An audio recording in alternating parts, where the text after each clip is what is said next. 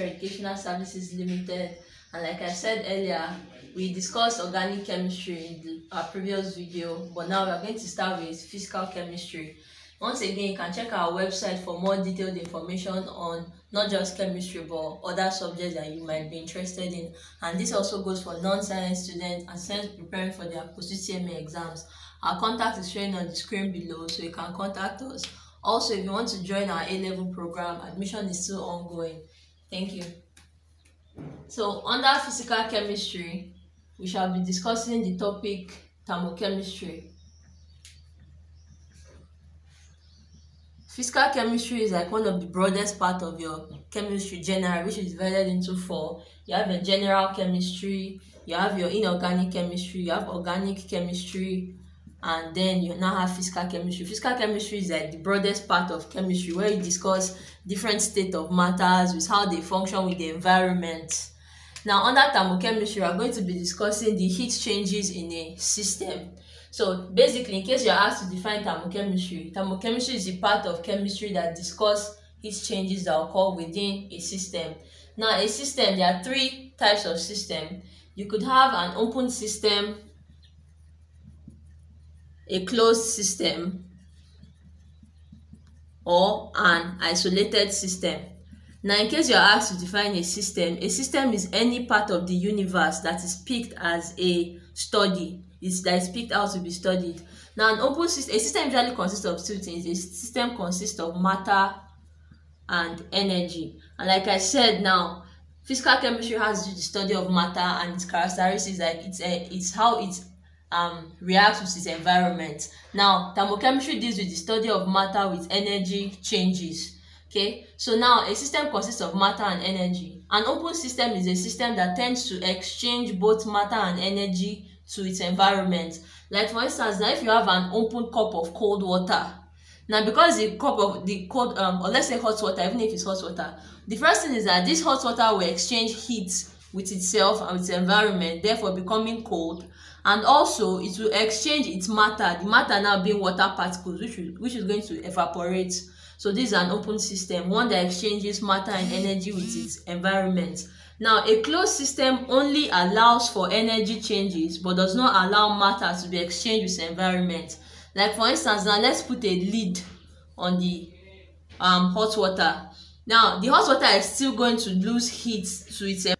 Okay, like I said, a closed system is one that only allows for changes of energy but no matter. The closed system is one that exchanges just energy with environment but does not allow for changes in matter. Like for instance, if we decide to close the cup of water, it still allows energy changes with environment in the sense that it still gives out its heat content, but it does not allow for evaporation of water. Then we now move into an isolated system. An isolated system does not allow either matter or energy to be exchanged to the environment. Like for instance, now let's consider a thermoflask. If you put hot water in a thermoflask, now it is still going to retain its heat and it's also still going to retain its matter. So that example is an example of an isolated system. Then we shall now discuss the laws of thermochemistry. The laws are divided into 3. You have your first law, which is the most common law, conservation of energy. You have your second law, and then we have the third law of thermochemistry, also known as laws of thermodynamics, especially in a part of physics. So for each of them, we shall just be giving brief the law in it and also write its mathematical form. And then questions are not available right now to be solved, but then you can always check online for questions under thermochemistry, and simply with the formula, the questions are very straightforward. With the formula you can solve any question. So for the first law of thermochemistry, or the first law of thermodynamics, so this law is also known as law of conservation of energy or law of conservation of matter. Not matter per se, because now we are dealing with energy, so we have to deal with energy rather than matter. So this law basically states that energy cannot be created or destroyed, but can only be transformed from one form to another. So that means that for a system, energy is always conserved. This law does not apply for some other like your nuclear fission and fission. It doesn't apply for radioactivity, but it applies for every other chemical equation whereby energy is always conserved. So that is the basic law, and mathematically it is stated as change in U is equals to change in H plus change in W. This is how the law is written as. U could also be written as E, where both of them means internal energy. So U here means internal energy, H here means enthalpy change, and then the W here means work done. That means that total internal energy of a system is equivalent to the sum of the enthalpy of the system and the work done by the system. Well, this means work done on the system, while this is work done by the system. So you have W is equals to work done, and the change here just means change in internal energy, change in enthalpy, change in work done. Now also, change in H can be written as C change in S, where this S here is from your entropy. And then we have that work done is also P change in V. Where there's no volume changes, work is not done by the system. So basically this is what you have. So this law can also be written as change in U is equals to C change in S plus P change in V. And also we have that from our law of ideal gas equation. You have that PV is equals to nRT, right? This is your ideal gas equation. So from here you can now say that P change in V is equals to change in nRT. Therefore, work done now can still be replaced by change in nRT. So this is why I said the questions under them are like very straightforward, because once you see your parameters, that's what you are given in the question, you can change the formula anyway to suit what parameters you are given. In a situation where you are asked to calculate the total internal energy of a system and you are given the enthalpy change, and you are given temperature and entropy change, you can decide to use change in U is equals to change in H plus C change in S. In a situation where you are given this, like depending on what parameter you are given, you can solve any question. If you are given temperature and this, you know that your H should be calculated as this. If you are given pressure and volume, you know your W should be calculated as this. Then you just put it back in here, and then you can get your internal energy of a system. So this basically just explains your first law of thermodynamics. And also you know that the enthalpy of a system is equals to heat enthalpy of the product minus the enthalpy of the reactant. Like in a scenario where you are given enthalpy, let's say for instance you have this equation. Let's use Haber process, N2 plus 3H2 equals to 2NH3. Let's say for instance you are given this, and then they gave you the heat of nitrogen as a particular amount, X joules, and you are given the heat of hydrogen as Y joules, and then you're also given the heat of ammonia as Z joules. Now to calculate the change in H, that's change in enthalpy of this process, you have that change in H is equals to HP minus HR. That's heat of product minus heat of reactant. Don't forget you also have number of moles here. So to calculate something like this now, heat of product would be, since this is Z there, you are going to have 2Z minus, you have 3 of Y, you have more than, like number of moles here is 3, so you have 3Y plus, just nitrogen is just 1, X. Don't be mistaken by the fact that you are seeing a 2 here. It is just diatomic. So it is not, you are not supposed to multiply by 2, it's just normal. So you just to put X. So since this is the reactant, you combine the energy together, then you subtract it from that of the product.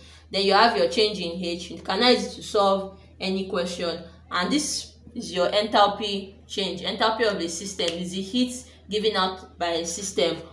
So enthalpy of a system could also have different definitions depending on what is carried out by in that system, whether the reaction is a formation reaction. A formation reaction is formed by the combination of a constituent element. Like for instance, if you want to form zinc Cl2 and you just combine it like this, what you've done here is formation. You form this from combining its constituent elements.